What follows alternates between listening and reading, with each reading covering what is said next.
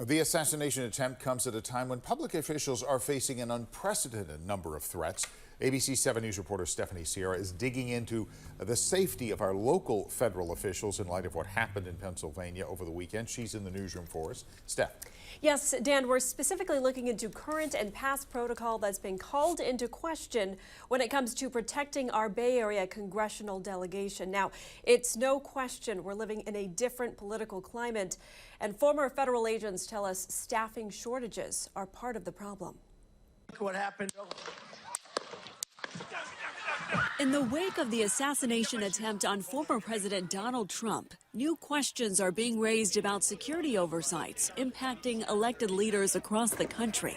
This is San Francisco Police. Do you need help? Here in the Bay Area, a huge lapse in security protocol when David DePape broke into the home of then House Speaker Nancy Pelosi and attacked her husband Paul with a steel hammer. Documents obtained by the I-Team found there was no formal agreement between SFPD and U.S. Capitol Police to monitor the speaker's property with a security detail. And the moments of the break-in, no one with U.S. Capitol Police was monitoring the security footage. And that's not the only time there was a communication issue. Ahead of the insurrection, a report from the Committee on Homeland Security and Governmental Affairs found U.S. Capitol Police was warned about the likelihood of violence at the Capitol and did not communicate the intelligence warning. The political discord in our nation is just horrific right now, showing the cracks of America. And we need to reset and rebalance our nation. Robert Rodriguez is a former U.S. Secret Service agent that served under President Ronald Reagan, George H.W. Bush, and Bill Clinton. So the Secret Service has always had to collaborate with local, state, and federal agencies to perform their tasks because they just didn't have the resources. The reported staffing shortages impacting federal agencies is coming at a time of unprecedented threats.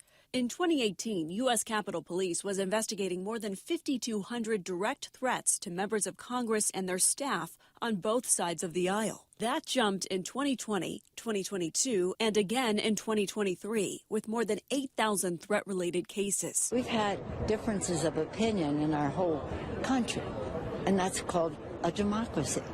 But it doesn't have to be violent. Americans need to recommit to being Americans and to settle our differences at the ballot box. It's a real serious problem. There are numerous threats that I've had. The most recent 3 years ago, a fellow from this area is actually in jail now for threats against me and Hakeem Jeffries.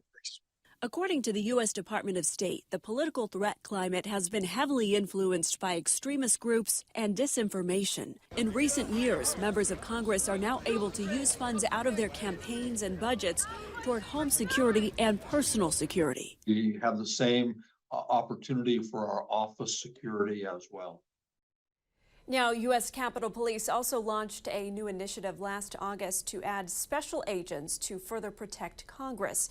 And Dan, they're also closely working with the House and Senate Sergeant-at-Arms office to enhance security for members of Congress at their homes as well as at congressional events. Okay, Stephanie, thanks very much. Stephanie Sierra reporting.